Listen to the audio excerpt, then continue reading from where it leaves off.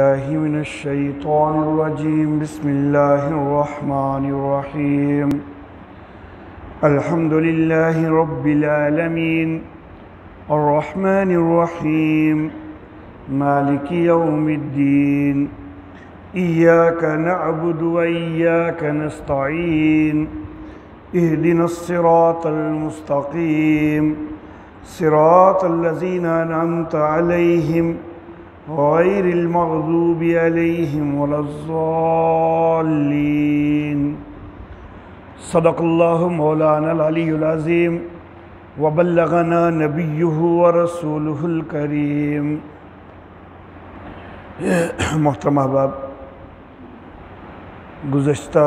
درس میں تعوذ کے حوالہ سے کچھ گفتگو ہوئی تھی. آج کے درس میں تسمیہ کے حوالہ سے بات چیت کرنی ہے، یعنی بسم اللہ الرحمن الرحیم. اس کو تسمیہ بھی کہا جاتا ہے اور اس کو بسملہ بھی کہا جاتا ہے.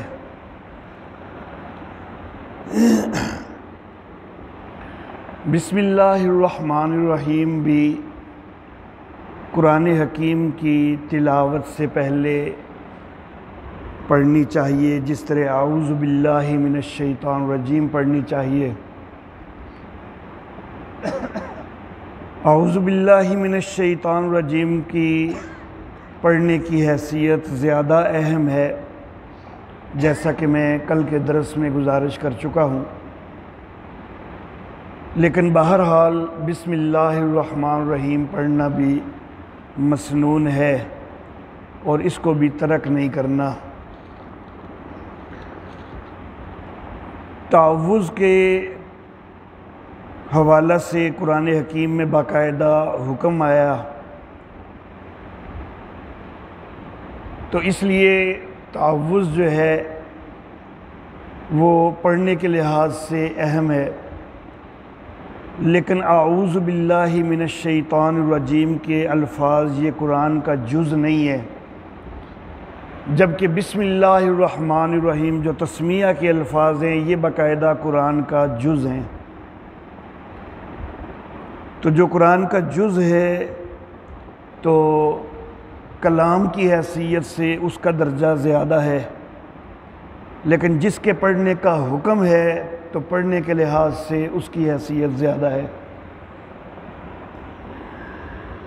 بسم اللہ الرحمن الرحیم سورہ نمل کی آیت مبارکہ، اس کا جز ہونا اس کے اوپر تو کسی کا کوئی اختلاف ہو سکتا ہی نہیں. سورہ نمل کے اندر اللہ رب العزت فرماتے ہیں کہ انہو من سلیمان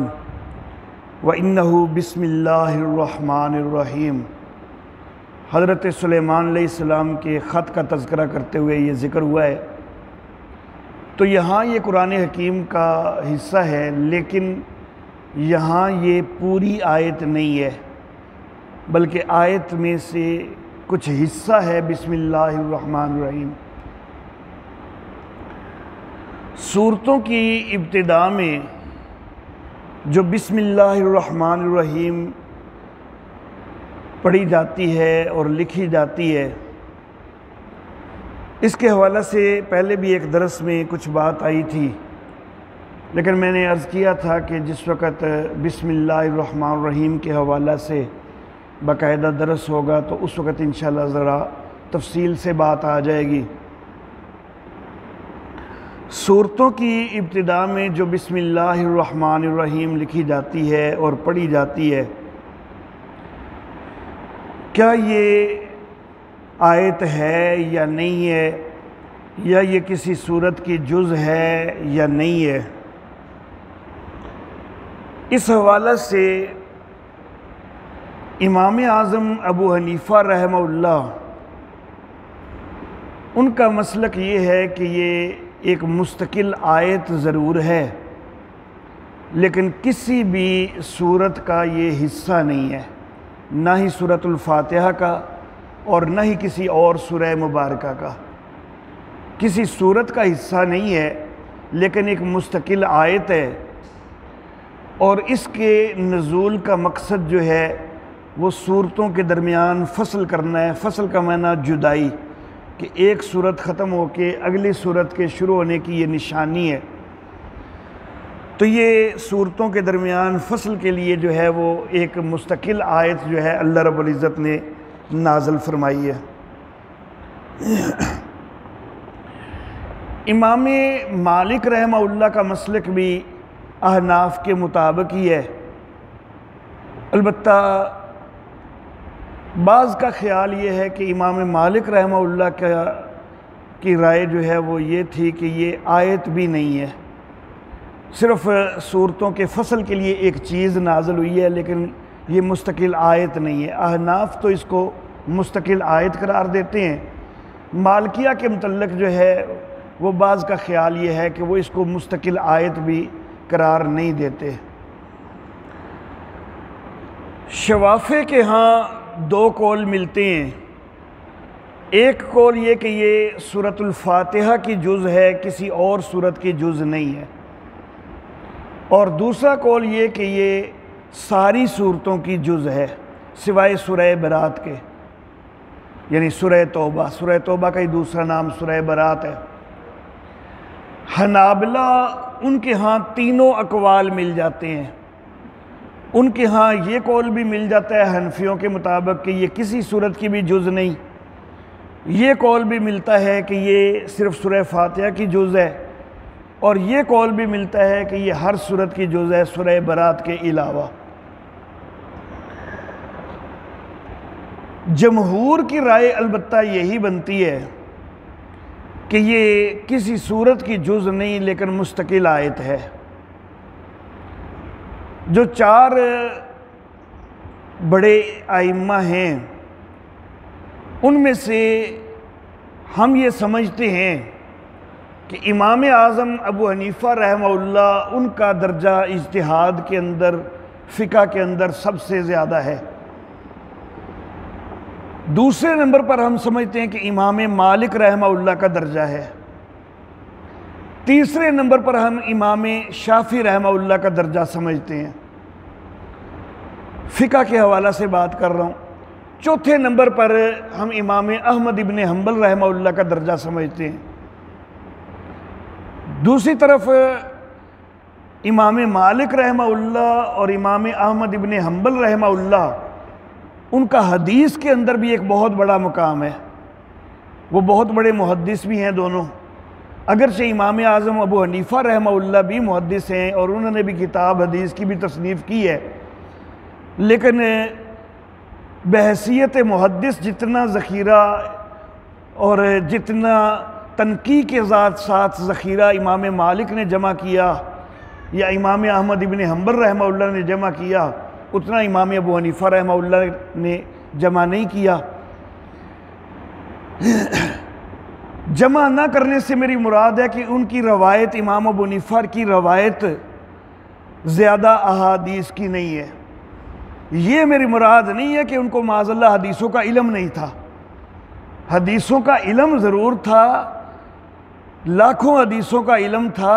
لیکن خود روایت انہوں نے جو کی ہے وہ تھوڑی روایات کی ہے۔ امام مالک رحمہ اللہ نے روایت زیادہ کی ہے، امام احمد ابن حنبل رحمہ اللہ نے بہت زیادہ روایت کی ہے۔ تو بہرحال جو دو بڑے امام ہیں نا فقہ اور اجتہاد کے حوالہ سے، تو وہ دونوں ہی جو ہے وہ اس کو کسی صورت کا حصہ نہیں سمجھتے، اور جو چھوٹے امام ہیں بنسبتاً امام شافعی اور امام احمد ابن حنبل، ان کے پھر اپنے ہی قول جو ہیں ان کے اندر اختلاف پایا جاتا ہے، سورہ فاتحہ کا حصہ ہے یا ہر صورت کا حصہ ہے یا کسی صورت کا حصہ نہیں۔ شوافع کے اندر دو قول ہیں، حنابلہ کے اندر تینوں قول مل جاتے ہیں، تو اس لیے زیادہ تر کی رائے جو ہے بہرحال وہی ہے جو احناف کی رائے ہے۔ اور احادیث مبارکہ کی طرف اگر ہم نظر کریں تو اس میں بھی احناف کی رائے جو ہے وہی قابل ترجیح محسوس ہوتی ہے۔ احادیث مبارکہ کا ذکر کرنے سے پہلے ایک اور چیز کا بھی میں ذکر کرنا چاہوں گا۔ یہ ہمارے سامنے جو قرآن حکیم کے مصحف موجود ہیں، میں نے جب حفاظت قرآن حکیم کے حوالہ سے دروس دیے تھے، غالباً جب یہ سلسلہ شروع کیا تو دوسرا درس جو تھا نا میرا، اس کے اندر بڑی تفصیل کے ساتھ میں نے واضح کیا تھا کہ ایک دندانے ایک شوشے کی بھی تبدیلی نہیں ہوئی ہے۔ قرآن حکیم کے لکھنے کا اسلوب جو ہے وہ بالکل وہی رہا ہے کہ جو نبی اکرم صلی اللہ علیہ وسلم کے دور میں تھا۔ تو اب ہمارے سامنے جو مصحف موجود ہیں اور پوری دنیا کے اندر جو مصحف موجود ہیں، ان میں بسم اللہ الرحمن الرحیم لکھی ہوتی ہے، لیکن اس کی ایک الگ لائن بنی ہوتی ہے ہمیشہ۔ کبھی بھی جس طرح باقی آیتیں ہیں نا کہ ایک آیت ختم ہوئی ہے تو ساتھ ہی اگلی آیت شروع ہو جاتی ہے اسی لائن میں سے، یہ نہیں ہوتا کہ اگلی لائن میں سے الگ جو، لیکن بسم اللہ الرحمن الرحیم ہر مصحف میں باقاعدہ الگ لائن میں ہی نظر آتی ہے،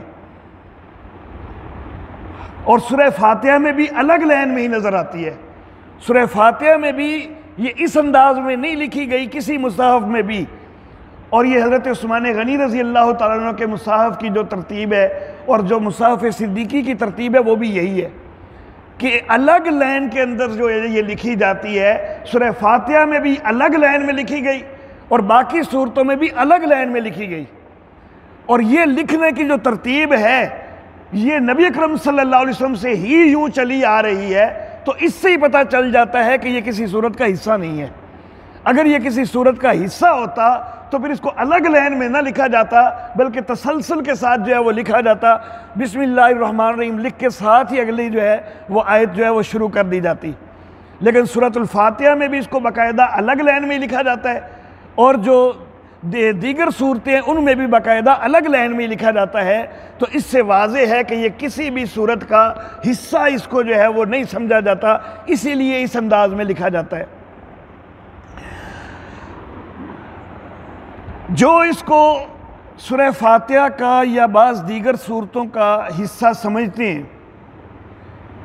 ظاہر بات ہے کہ دلائل بہرحال ان کے پاس بھی موجود ہیں، بے دلیل تو بات وہ بھی نہیں کرتے ہیں، لیکن دلائل کا دونوں طرف سے ذرا جائزہ لینا چاہیے کہ کس کی طرف دلائل قوی ہیں اور زیادہ ہیں، تو پھر اس کے حق میں فیصلہ کر دینا چاہیے۔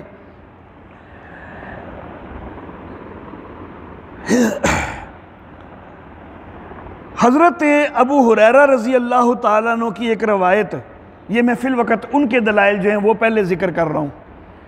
کیونکہ ان کے دلائل جو ہیں وہ ذکر کرتے کرتے ان کے جواب میں بھی اپنے دلائل آ جانے ہیں، اور پھر جو زائد اپنے دلائل ہیں وہ انشاءاللہ بعد میں آ جائیں گے۔ کچھ دلائل خود ان کے دلائل کے جواب میں آ جانے ہیں۔ حضرت ابو ہریرہ رضی اللہ تعالیٰ عنہ ان کی روایت ہے کہ انہوں نے صحابہ کرام کو نماز پڑھائی، بسم اللہ سورۃ الفاتحہ سے پہلے بلند آواز سے پڑھی، بلند آواز سے پڑھی، اور پھر کہا کہ میری نماز جو ہے وہ نبی اکرم صلی اللہ علیہ وسلم سے سب سے زیادہ مشابہ نماز ہے۔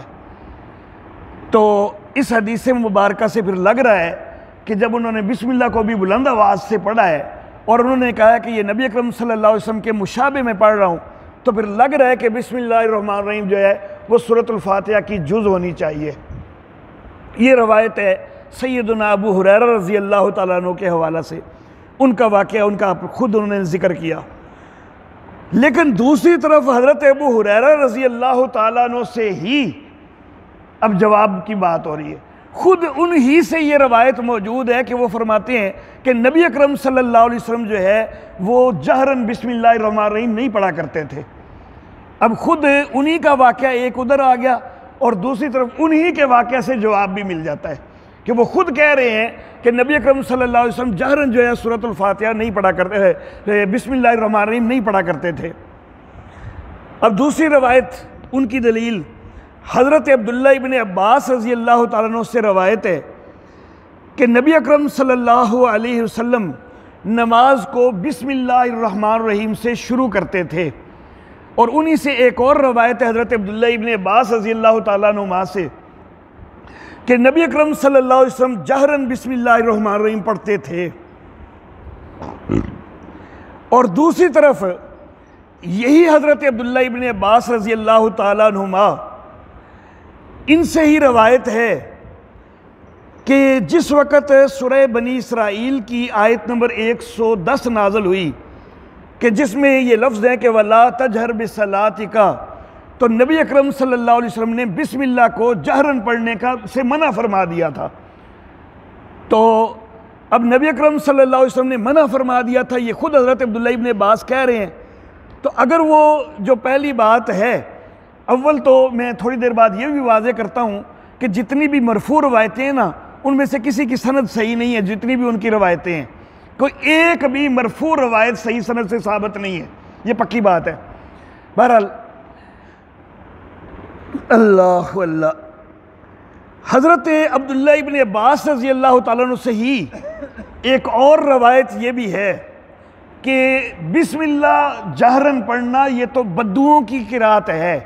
ایک روایت میں بدوؤں کی قرات کا لفظ ہے، دوسری میں بدوؤں کے فعل کا لفظ ہے کہ یہ تو بدو لوگوں کا فعل ہے، گویا کہ یہ جو بدو لوگ ہیں وہ ان کو چونکہ پوری طرح جو ہے وہ تعلیمات نہیں پہنچی، تو ان کا یہ فعل ہے کہ وہ جہرن پڑھتے ہیں۔ تو حضرت عبداللہ ابن عباس رضی اللہ تعالیٰ عنہ کے خود اپنے فرامین سے جو ہے وہ اس چیز کا رد ہو رہا ہے۔ اگلی روایت جو وہ پیش کرتے ہیں، حضرت انس رضی اللہ تعالیٰ عنہ سے سوال ہوا کہ نبی اکرم صلی اللہ علیہ وسلم کی قرات کیسی تھی؟ تو حضرت انس رضی اللہ تعالیٰ عنہ نے آگے فرمایا کہ قرات کو نبی اکرم لمبا کر کے پڑھتے تھے، اور پھر مثال کے طور پر فرمایا کہ دیکھو بسم اللہ الرحمن الرحیم، بسم اللہ میں اللہ کو بھی لمبا کیا، الرحمن میں الرحمن کو بھی لمبا کیا، میم کو، الرحیم کی یا کو بھی ہا کو بھی کھینچ کے لمبا کیا، اور کہا کہ اس طرح پڑھا کرتے تھے نبی صلی اللہ علیہ وسلم۔ تو لیکن یہ روایت جو ہے ہم اس کو آیت تو مانتے ہی ہیں، آیت ماننے میں تو اختلاف ہمارا ہے ہی کوئی نہیں، اختلاف تو ہے کہ کیا یہ سورہ فاتحہ کا حصہ ہے یا نہیں۔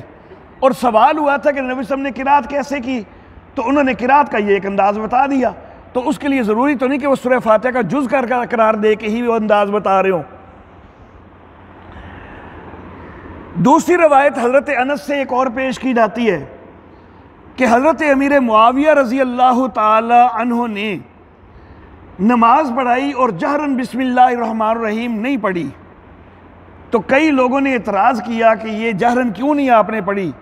تو پھر دوبارہ جب انہوں نے نماز پڑھائی تو انہوں نے جہرن بسم اللہ الرحمن الرحیم پڑھی۔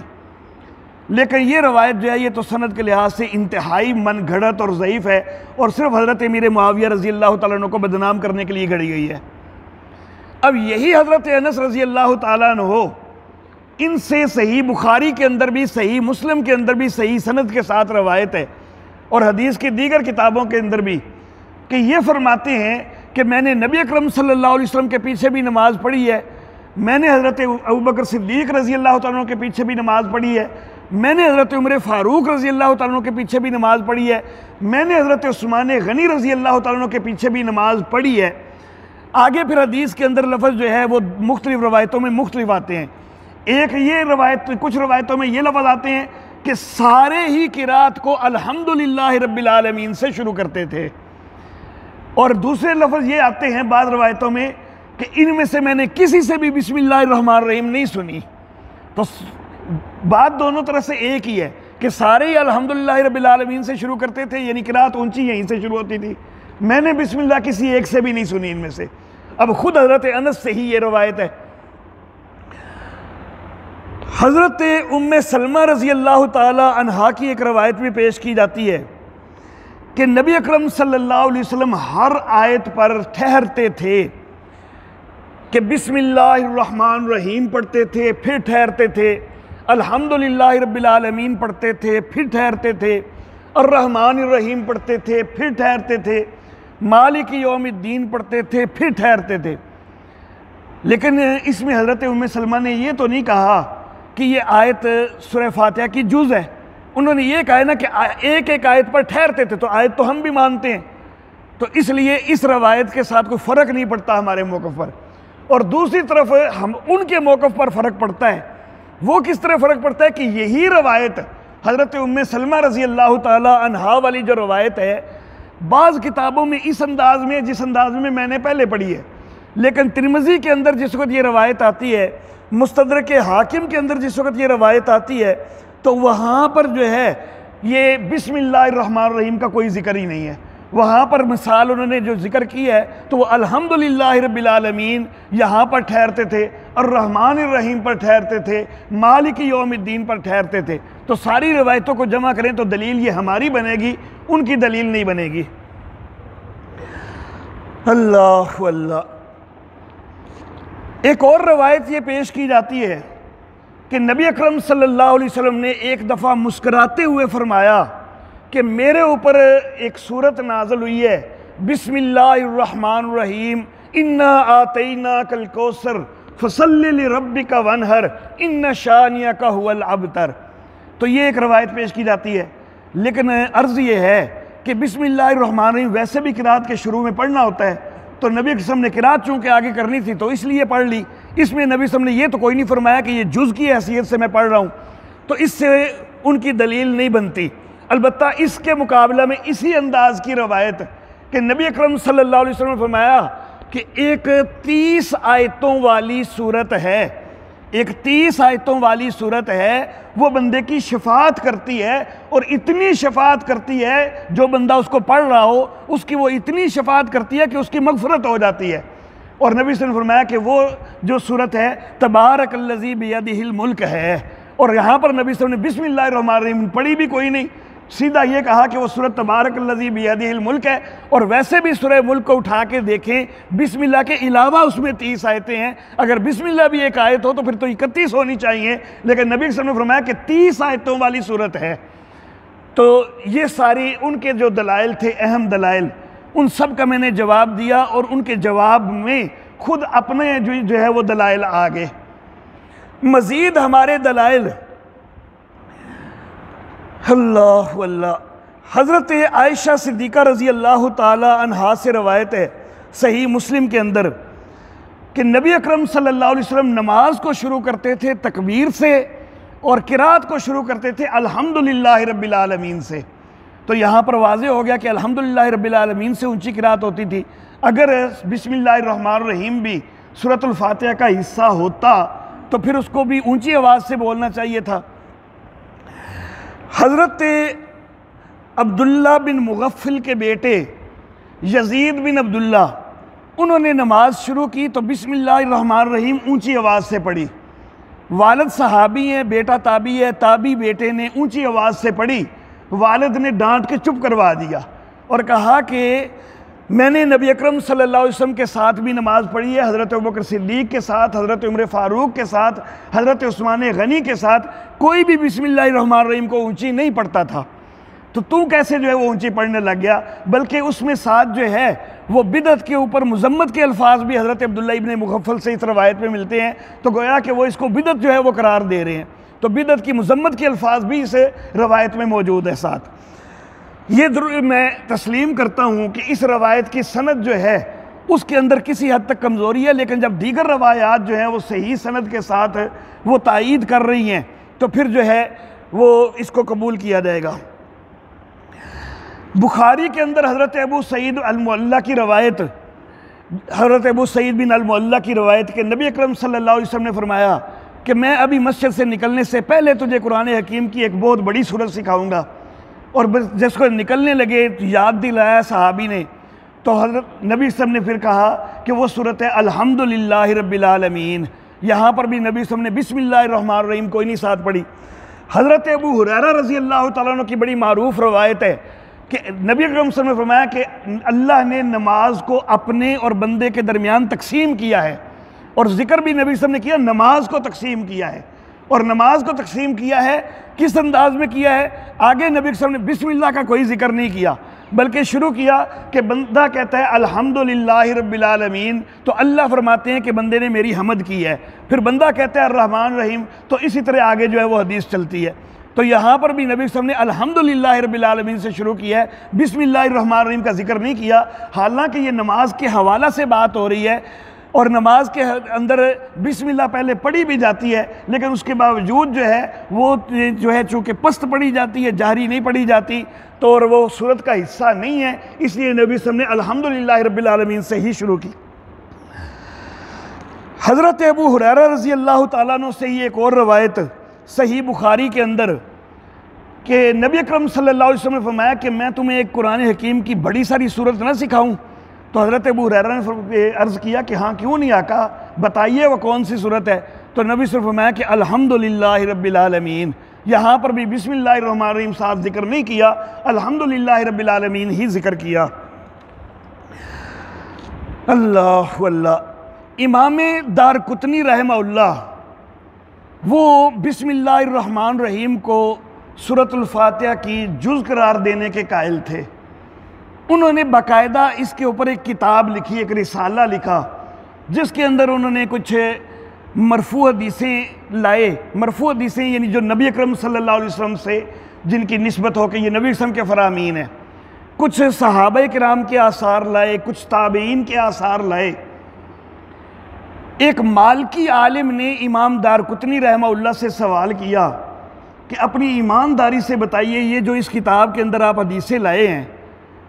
ان کے اندر صحیح حدیثیں کتنی ہیں؟ تو امام دارقطنی رحمہ اللہ نے اس کے سامنے اعتراف کیا۔ انہوں نے کہا کہ جو مرفوع حدیثیں میں جتنی بھی لایا ہوں نا، ان میں سے ایک بھی صحیح نہیں ہے، جتنی بھی میں مرفوع حدیثیں لایا ہوں۔ اب امام دارقطنی باقاعدہ اس کے اوپر کتاب لکھ رہے ہیں، اگر ان کو کوئی ایک بھی مرفوع حدیث صحیح ملتی تو وہ اس کو تو ضرور لاتے نا۔ جب وہ صحابہ کے اقوال بھی جمع کر رہے ہیں، تابعین کے اقوال بھی جمع کر رہے ہیں، تو وہ خود اعتراف کرنے پر مجبور ہوئے کہ مرفوع حدیث یعنی جس کی نسبت نبی اکرم صلی اللہ علیہ وسلم کی طرف ہو، وہ ایک بھی صحیح نہیں ہے میری کتاب میں۔ تو گویا کہ ان کو باوجود تلاش کے کوئی ایک حدیث بھی صحیح نہیں ملی۔ میں نے شروع میں عرض کیا تھا کہ میں حدیث کی اسناد کے متعلق بھی بعد میں بات کروں گا، تو اس لیے الگ الگ اسناد پر بات کرنے کی ضرورت ہی نہیں ہے۔ امام دارقطنی کا یہ ایک جملہ ہی جو ہے وہ ساری سندوں کے لیے کافی ہے کہ ایک روایت بھی مرفوع جو ہے وہ اس موضوع پر جو ہے وہ شوافع کے حق میں، حنابلہ کے حق میں نہیں جاتی ہے۔ ساتھ انہوں نے کہا کہ ہاں البتہ بعض صحابہ کے جو صحابہ کے اور تابعین کے جو میں آثار لایا ہوں، ان میں سے کچھ صحیح بھی ہیں، کچھ ضعیف بھی ہیں، لیکن جو مرفوع حدیثیں میں لے کے آیا ہوں ان میں سے کوئی ایک بھی جو ہے وہ صحیح نہیں ہے۔ اللہ اللہ، ایک آخری بات اس حوالہ سے کر کے تھوڑی سی پھر آگے دیگر باتیں کرنی ہیں، چند ایک چھوٹی چھوٹی۔ ایک آخری بات یہ کہ یہ جو عمل ہے نماز والا، نبی اکرم صلی اللہ علیہ وسلم 23 سال جو ہے نبوت کا جو دور ہے، اس میں چلو ابتدائی پہلے سال میں نہیں لیکن دوسرے سال میں نماز کا حکم نازل ہو گیا، اور باقاعدہ جماعت کے ساتھ بھی پہلے 3 نمازیں بھی پڑھی جاتی رہیں، پھر 5 نمازوں کی فرضیت ہو گئی معراج کے موقع پر۔ یہ جو عمل ہے بسم اللہ الرحمن الرحیم والا، اگر نبی اکرم صلی اللہ علیہ وسلم ہمیشہ بلند آواز سے بسم اللہ الرحمن الرحیم نماز میں پڑھتے تھے، تو پھر یہ چیز ہے جو اتنے سال نبی اکرم صلی اللہ علیہ وسلم نے پڑھی ہو تو یہ کسی صریح مرفوع روایت میں آ جانا چاہیے تھا نا، لیکن کسی ایک بھی صحیح صریح مرفوع روایت میں نہیں آیا۔ جب ایک بھی صحیح صریح مرفوع روایت میں نہیں آیا تو پھر بڑا واضح ہو جاتا ہے کہ یہ سورۃ الفاتحہ کا بھی حصہ نہیں ہے اور کسی اور سورت کا بھی حصہ نہیں ہے، لیکن بہرحال یہ ایک مستقل آیت ہے۔ حضرت عبداللہ ابن عباس رضی اللہ تعالی عنہما، سنن نبی داود کے اندر ان کی سے روایت ہے، وہ فرماتے ہیں کہ نبی اکرم صلی اللہ علیہ وسلم کو پتہ نہیں چلتا تھا اس وقت تک کہ سورت ختم ہوئی ہے جب تک کہ اگلی سورت کی ابتدا میں بسم اللہ نازل نہیں ہوتی تھی۔ تو اس حدیث سے واضح ہو رہا ہے کہ یہ صورتوں کے فصل کرنے کے لیے یہ نازل ہوئی ہے۔ تو یہ صورتوں کے درمیان فصل کرنے کے لیے وہ کہتے ہیں کہ جب تک وہ چلتی رہتی تھی صورت بسم اللہ بھی نہیں آتی تھی تو نبی صاحب کو خیال ہوتا تھا کہ شاید کوئی اور آیتیں بھی آ جائیں، لیکن جب پھر بسم اللہ نازل ہو جاتی تھی نا تو پتہ چل جاتا تھا کہ اب اگلی سورت جو ہے اس کا نزول شروع ہو گیا ہے۔ تو ہر دفعہ بسم اللہ کے نازل ہونے پر اگلی سورت کا نزول جو ہے وہ سمجھا جاتا تھا۔ تو اس حدیث سے بڑا واضح معلوم ہوتا ہے کہ بسم اللہ الرحمن الرحیم فصل کے لیے یہ ایک مستقل آیت کے طور پر نازل ہوئی ہے۔ نبی اکرم صلی اللہ علیہ وسلم ابتدا میں بسمک اللہم یہ لفظ بھی آپ نے استعمال فرمائے ہیں۔ مصنف عبد الرزاق کے اندر ایک روایت ہے کہ نبی اکرم نے ابتدا میں بسمک اللہم یہ الفاظ بھی استعمال کیے ہیں۔ تفسیر روح المعانی کے اندر بھی ہے، درر المنصور کے اندر بھی یہ روایت ہے۔ پھر جس وقت آیت نازل ہو گئی، حضرت نوح علیہ الصلاۃ و تسلیمات کے کشتی پر سوار ہوتے ہوئے ان کا پڑھنا بسم اللہ مجریہا و مرساہا، سورہ ہود کی آیت نمبر 41، جب یہ نازل ہوئی نا تو پھر نبی اکرم صلی اللہ علیہ وسلم نے بسمک اللہم کی بجائے بسم اللہ مجریہا و مرساہا اس کو اختیار فرما لیا۔ کچھ عرصہ پھر یہ جاری رہا۔ اس کے بعد سورہ بنی اسرائیل کی آیت نمبر 110 نازل ہوئی کہ قُلِ ادعوا اللہ او ادعوا الرحمن، اے نبی آپ کہیے اللہ کہہ کے پکارو یا رحمان کہہ کے پکارو۔ جب یہ لفظ نازل ہوئے نا تو پھر نبی اکرم صلی اللہ علیہ وسلم نے بسم اللہ الرحمن اتنے لفظ ان کو اختیار فرما لیا، کیونکہ آیت میں اللہ اور الرحمن دو ہی لفظ تھے نا، کہ اللہ کہہ کے پکارو الرحمن کہہ کے پکارو، تو نبی اکرم نے اختیار کر لیا بسم اللہ الرحمن۔ پھر جس وقت سورہ نمل کی آیت مبارکہ نازل ہوئی، سورہ نمل کی آیت نمبر 30 کہ انہو من سلیمان و انہو بسم اللہ الرحمن الرحیم، تو اب پھر نبی اکرم صلی اللہ علیہ وسلم نے جو ہے یہ بسم اللہ الرحمن الرحیم پوری کو اختیار کر لیا۔ یہ جو ساری صورتیں میں نے ذکر کی ہیں نا، یہ ساری کی ساری مکی صورتیں ہیں، تو گویا کہ بسمک اللہم سے لے کر بسم اللہ الرحمن الرحیم تک کا جو سارا سفر ہے یہ مکی دور کے اندر ہی سارا طے ہو گیا، مکی دور کے اندر یہ طے ہو گیا۔ لیکن حدیبیہ کا جب معاہدہ لکھا جا رہا ہے نا تو نبی اکرم صلی اللہ علیہ وسلم لکھوانے لگے تو کہا کہ لکھو بسم اللہ الرحمن الرحیم۔ سیدنا علی المرتضیٰ رضی اللہ تعالیٰ عنہ لکھنے لگے تو سہیل بن عمر رضی اللہ تعالیٰ عنہ کیونکہ بعد میں یہ بھی صحابی بن گئے، تو یہ سہیل بن عمر جو اس وقت ابھی کافروں کی طرف سے مذاکرات کے لیے آئے تھے، تو انہوں نے کہا کہ یہ رحمان کیا ہوتا ہے، ہم نہیں جانتے رحمان کو، کیونکہ مکہ کے جو وڈیرے تھے نا انہوں نے اللہ کی صفت رحمان کو چھپایا ہوا تھا۔ یہ لوگوں کے اوپر یہ ظاہر کرتے تھے کہ بھائی اللہ بڑا قہار ہے، اللہ بڑا جبار ہے، تسی چھوٹے موٹے لوگ ہو، تہاڈی اللہ نے کتھے سننی ہے،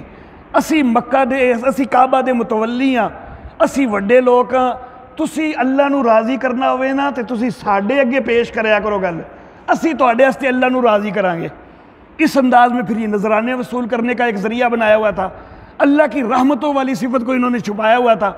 تو سہیل بن عمر نے کہا کہ میں نہیں جانتا رحمان کون ہے۔ مسیلمہ کذاب اپنے آپ کو الرحمن الرحیم کہتا تھا،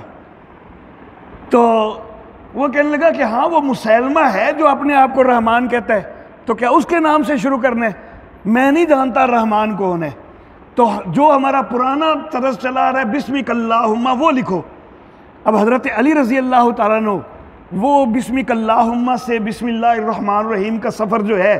وہ دیکھ چکے ہوئے تھے کہ نبی صلی اللہ علیہ وسلم اس ترتیب سے اختیار کر چکے ہیں۔ اب حضرت علی رضی اللہ تعالیٰ عنہ تذبذب کا شکار ہو گئے کہ میں کیوں وہ لکھوں بسمک اللہم،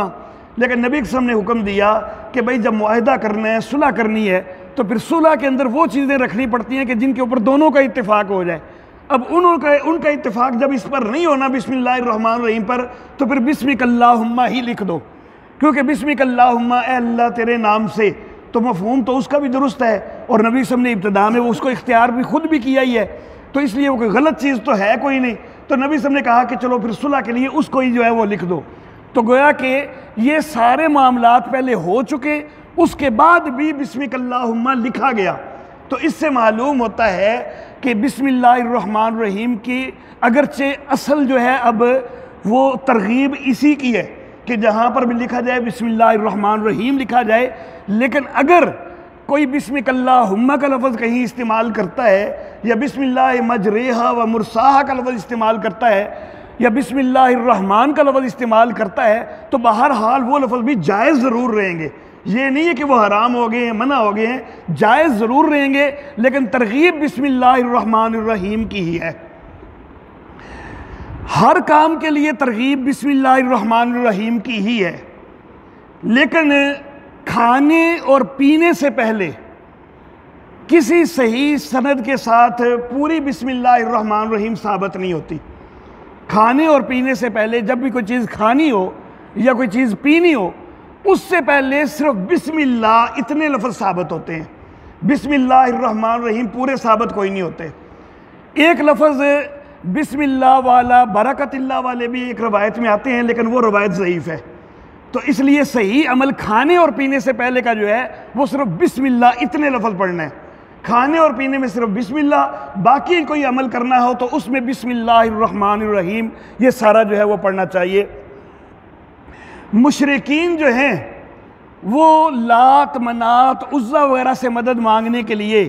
تو وہ بسم اللہ بسم المنات وغیرہ اس طرح کے لفظ استعمال کرتے تھے۔ اسلام نے ان کے مقابلہ میں بسم اللہ الرحمن الرحیم سکھلائی کہ مدد مانگنی ہے تو اللہ ہی سے مانگنی ہے، کسی اور سے مدد نہیں مانگنی۔ اور قرآن حکیم جب شروع کرنا ہے بندے نے تو شروع میں ہی سب سے پہلے اپنے عقیدے کا اظہار کر دے کہ یا اللہ میں تجھ سے ہی مدد مانگتا ہوں، کسی اور سے نہیں مدد مانگتا۔ رحمان یا اللہ تو ہے، رحیم تو ہے، میں تیرے نام سے ہی ابتدا کر رہا ہوں، تجھ سے ہی مدد چاہتا ہوں۔ تو سب سے پہلے استعانت کر کے اپنا عقیدہ واضح کر دے تو عقیدہ جو ہے وہ پھر واقعی حقیقی عقیدہ بھی یہ ہونا چاہیے نا، صرف لفظوں میں یہ عقیدہ ہو اور ساتھ کہنا یا علی مدد یا رسول اللہ مدد، تو یہ تو نہیں نہ ہونا چاہیے۔ تو حقیقتاً عقیدہ بھی یہی بنانا چاہیے کہ مدد مانگنی ہے تو اللہ ہی کی مانگنی ہے۔ وآخر دعوانا الحمدللہ رب العالمین۔